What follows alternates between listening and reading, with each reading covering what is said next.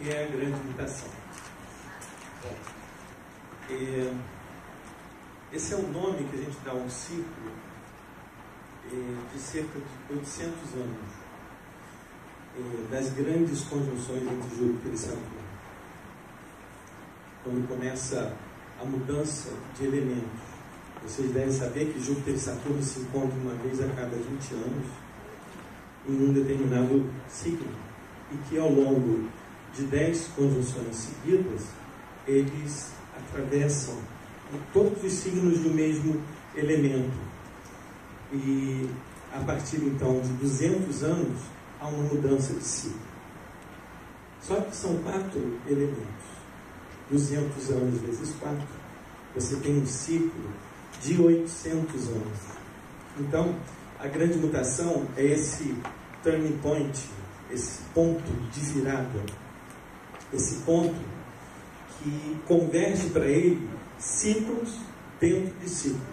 Ciclos que finalizam e ciclos que começam a partir de determinado ponto, determinado momento. Pois bem, então, esse ciclo que a gente vai estudar um pouquinho dele, traz uma série de relações com fatos, acontecimentos no mundo da vida. Mas ele é resultado de um processo que não é só individual, mas sim coletivo. Então a gente vai trabalhar essa ideia. Não sei se todo mundo já ouviu falar desse ciclo, mas a gente está às portas dessa transição, ok? Pois bem, eu vou acompanhar aqui o meu texto, porque tem muito assunto que eu gostaria de trocar com vocês, então eu espero que não fique muita aula assim, mas eu acho que é interessante os assuntos que eu selecionei aqui para a gente trabalhar. E nos últimos 200 anos, tá? Nos últimos 200 anos, saiu aí. Bom, eles, Júpiter e Saturno vieram se encontrando, não sei se vocês sabiam disso, Júpiter e Saturno vieram se encontrando em signos do elemento Terra. A primeira vez que isso aconteceu, interrompendo um ciclo de 10 encontros no elemento Fogo. Tá ótimo. Obrigado. Tá bom. Foi em 1802. Então o elemento Terra, a série do elemento Terra entra definitivamente em 1842. E a partir daí, Júpiter e Saturno se reencontram em todos os elementos, os signos do mesmo elemento, a cada 20 anos. Né? Então, o que a gente percebeu nessa virada de 1800 para o ano 2000, se não foram, assim, no início, o nascimento e a introdução do pensamento positivista, com as revoluções que aconteceram previamente no ciclo de fogo, e isso, junto com a Revolução Industrial, começou a se estabelecer a nova era do ter. Eu digo nova porque há 800 anos atrás isso também aconteceu. Pois bem, então, na era do ter, o que a gente veio observando nesses últimos 200 anos foi uma acumulação de recursos, a exploração do homem da terra, a acumulação de riquezas, homens explorando outros homens, né? Essa passagem que a gente começa a viver atinge o seu ponto de culminância agora no ano de 2020, justamente no solstício de Capricórnio. Então é como se a gente tivesse sinalizações sobre esse ponto de mutação. Mas dentro desse ciclo, na década de 40, aconteceram 3 conjunções importantes no signo de Touro, quando Urano entrava em Touro, que foi justamente quando aconteceu a Segunda Guerra Mundial. E na década de 80, aconteceu uma pausa, um espaço entre. Porque sempre no final do ciclo, antes de terminar os 200 anos, relacionados com as conjunções, tem já um anúncio do tempo seguinte. Então, a década de 80, a gente teve a quebra desse ritmo que veio desde a Revolução Industrial, com a conjunção acontecendo no signo de Libra. E aí começaram a ser implementados esses novos valores, inclusive muitas coisas que aconteceram nessa década de 80, de 80 ao ano 2000, é como se fossem sementes preparatórias para esse novo ciclo que começa a partir de 2020. A gente teve, por exemplo, a questão da tecnologia, os primeiros computadores pessoais, e hoje a gente vê essa rede toda formatando um novo modo, inclusive, não só de percepção, de divulgação de conhecimento, de comportamentos e de paixões, né? Pois bem, então voltando para o nosso turning point, esse ponto de virada que a gente está vivendo, né, a gente poderia ir até 800 anos atrás, que estava acontecendo exatamente no ano 1220, quando esses planetas se encontraram pela primeira vez, ou pela primeira vez nos ciclos de ar novamente. Então, como eu falei, são 200 anos, há uma travessia por um elemento, portanto, em cada 800 anos, a gente tem toda uma grande mutação das séries de conjunções, das grandes conjunções de Júpiter e Saturno, do elemento Terra para o elemento ar, a era do ter para a era do ser. E essas transições, elas apontam para, perceptivelmente, desmoronamentos civilizatórios, né? Em 1200, a gente experimentou, ou tem a história, um desmoronamento do mundo feudal. Começavam as cruzadas, começavam novas relações de trocas, nova moeda, nova mercadoria, né? A burguesia nascendo. Então, ali aconteceu essa mutação há 800 anos atrás. E tem alguns ícones que são bastante significativos. Entre eles, Francisco de Assis, né? Que traz, naquele momento, a ecologia espiritual, né? Aí vocês devem ter assistido Irmão Sol, Irmão Lua, com valores, né? Já prometendo uma possibilidade de mudança quando ele se destitui da sua armadura e do ego e vai lutar nas cruzadas sem espada, né?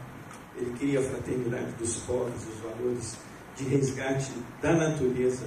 Então, é interessante que 800 anos depois, né, a gente tem um Papa Francisco, né, em que é um franciscano também, e ao mesmo tempo ele publica uma encíclica chamada Laudatio Si, não sei se alguém teve a oportunidade de ler, mas é um texto maravilhoso que critica o consumismo da era do ter, o desenvolvimento irresponsável, materialista, degradação ambiental e resgate os valores do ser, né?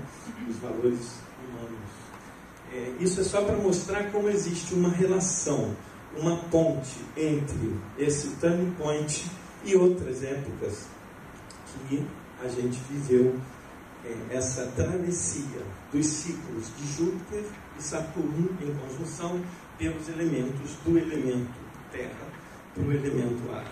Pois bem, mas o que a gente pode compreender assim, mais profundamente sobre isso? Que eu acho que é essa, que é não uma constatação racionalista, porque os fatos não necessariamente são as comprovações dos ciclos, mas os processos. Porque os planetas, na verdade, eles são como deuses. Eles são personificações de forças psíquicas que atuam inconscientemente, né? Então, o Jung, ele falava sobre arquétipos como leitos de rio abandonados pelas águas, mas guardando sempre a possibilidade de retornar depois de um certo tempo. Então, assim, esse turning point, de algum modo, expressa uma força, uma energia arquetípica, porque é sempre diante de um ponto de virada, da culminância de vários processos, que há mudanças de crenças, de valores, de condutas, né? Assim, somos colocados à prova, novos modelos de pensamento, novas visões de mundo. A gente passa por uma verdadeira revolução. Então, mesmo que a gente tenha um mapa que mostre que essa conjunção Júpiter e Saturno está acontecendo no ponto zero do solstício, né? E nesse mapa tem várias indicações do início de um ciclo de 200 anos. Uma revolução não tem data marcada. É um processo muito lento, de uma evolução muito lenta, imperceptível aos olhos. A Revolução Francesa levou pelo menos 200 anos para acontecer, mas eclode num determinado ponto, quando existem fatores, né, que são geradores de fatos que convergem para um ponto de transição. Então eu queria falar um pouquinho de alguns símbolos que esse mapa me trouxe, mas antes, entender que toda transição, todo ponto de mutação envolve um certo risco e uma certa oportunidade, né? Porque é um turning point, é um momento de decisão, um momento de corte, de ruptura, da quebra da frente de ondas, de um modo de ver a vida, de um modo de conduzir a vida. Então é como numa encruzilhada, a gente tem que tomar uma decisão. E muita gente, diante de decisões, se sente tomado por emoções. Diante de mudanças, se sentem tomadas de emoções. O novo assusta, né? Então essa grande mutação, ela representa esse tempo, encerra nesse tempo de mudança, de decisão, que pode provocar medo. Medo é uma emoção muito primitiva do ser humano. Eu falo do medo como um estado de crash, né? O C é contração, o R, reatividade, o A, um certo autismo, eu não sei o que eu faço, paraliso, o S, separação. Eu fico distante dos meus melhores recursos para agir, não sei o que faço. E aí o H, o crash, é hating. Vem uma emoção de ira, de raiva, ou hurting, uma machucadura, uma dor. E é nesse momento que realmente a gente se encontra, um momento de crash civilizatório, um momento que converge todas as forças para um tempo de mutação que não é nesse dia que acontece, mas esse dia tem alguns símbolos muito interessantes. Então esse risco, eu poderia até dar um exemplo, por exemplo, que nem cachorro na beira da estrada. Ele ouve o barulho do caminhão, ruído antinatural, starta, adrenalina, córtex, medula, flight or fight, e o caminhão corre, e o cachorro corre para debaixo da roda do caminhão. E não adianta você frear o caminhão, porque o cachorro diminui a velocidade. É uma espécie de ressonância suicida. É assim que esses momentos de transformação acontecem. Então, a grande mutação tem esse risco, né? Tem esse risco porque é uma ruptura, porque traz o pathos, né?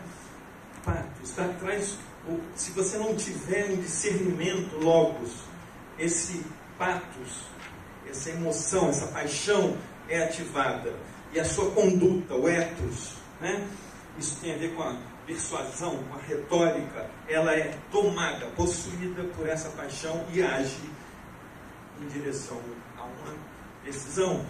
Então, existe esse risco, mas existe também uma oportunidade, uma grande oportunidade. nos reserva uma oportunidade para dar um salto, um verdadeiro salto, de fazer escolhas certas, ter o discernimento, logos, escolher as emoções, as paixões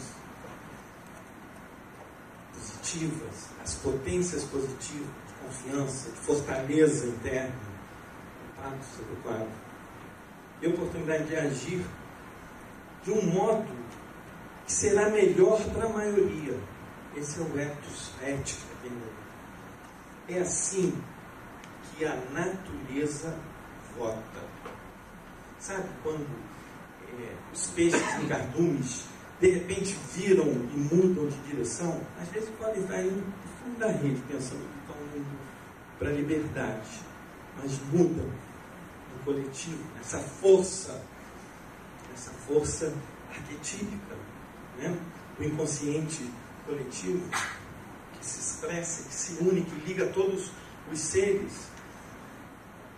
Assim também os pássaros, sabe, aquelas toninhas fazem suas danças e decidem o modo para onde vão, como os bois, né? Como os touros, no estouro da boiada, The Bull, sabe, o touro de bronze que fica ali como símbolo do capitalismo, na porta, né, de Wall Street, Manhattan, em frente à Bolsa de Valores de Nova York. De repente, começa a descida desenfreada de uma ação: compra, compra, compra, vende, vende, vende, compra, compra. E está startado o processo desse patos, dessa paixão. É assim que funciona. Pois bem, então, quando 50 mais 1 decide, escolhem, todos correm naquela direção. Seja para um novo mundo, com representações de abundância, de riqueza, seja para debaixo da roda do caminhão. Diferente dos cães, a gente tem logos, ethos. Então, antes temos decisão, depois arcamos as consequências, com as consequências. Então esse é um momento de fazer um upgrade, de fazer um reset no sistema. Eu não sei se eu coloquei essa palavrinha aqui, mas na verdade esse reset no sistema é uma grande oportunidade de trazer novos pensamentos, novos... estou voltando. É aqui. Isso. Zerar o sistema. Instalar um novo paradigma, ou um novo sistema operacional na nossa máquina. O 0 grau de Capricórnio, o 0 grau de Aquário, é onde Júpiter e Saturno estão se encontrando ao lado de Mercúrio e Sol, como se Hermes entrasse no cenário para anunciar alguma questão. Então a gente tem uma grande oportunidade nesse momento, conscientemente, que ora se inicia, de sair daquele lugar, estado que a gente entra, mas não cabe, para um lugar de mais potência de vida, de alegria, de autorrealização, de um sentido de viver com um propósito, uma participação nessa trama, nesse momento. Essa é a grande oportunidade diante desse risco que a gente corre civilizatório. E isso não é só no Brasil, isso está acontecendo em todos os lugares, porque a grande mutação é um despertamento individual, sim, que se propaga no coletivo. É um despertamento de um sono profundo. Não são os planetas Júpiter e Saturno que são as causas disso. Aliás, os planetas definitivamente não causam nada. Esse é um paradigma antigo, muito velho, de causa e efeito. Os planetas, eles não podem causar porque eles não são sujeitos, eles não são responsáveis. A responsabilidade é uma condição da consciência humana.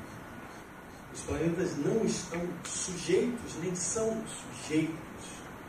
Muito menos coisas. Os planetas também não são coisas. As pessoas não são coisas. São relações. Relações que estabelecem entre si. Relações que promovem, por esses pontos luminosos no céu, representações internas que vão estimulando em nosso inconsciente, em nosso pensamento, imagens estruturantes, imagens que permitem trazer significado para essas formas e, portanto, tomar decisão.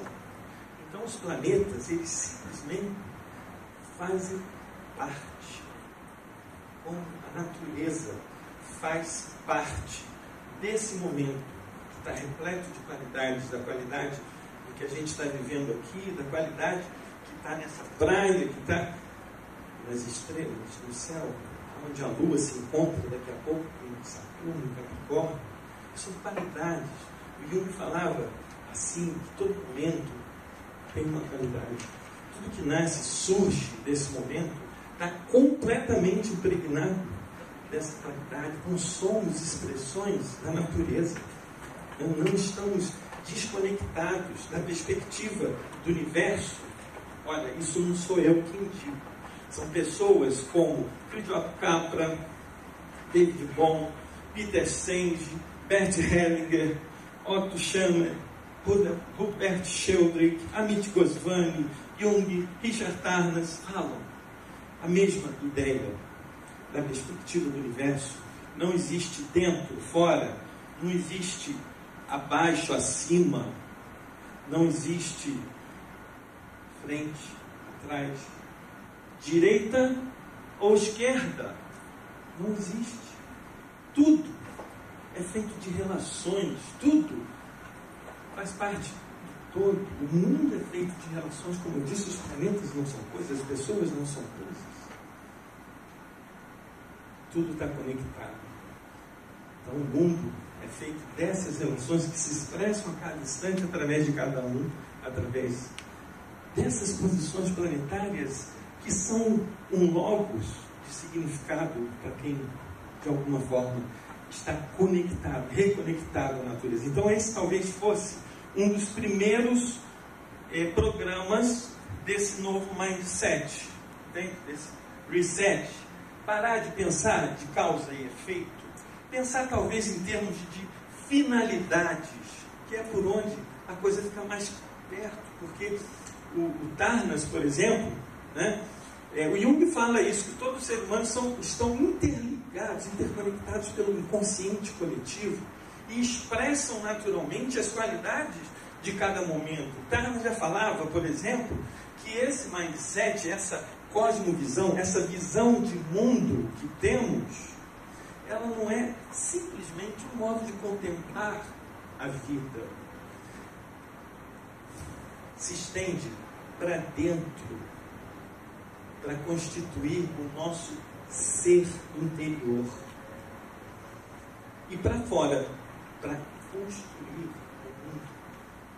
Uma visão constrói mundos. Uma visão constrói mundos.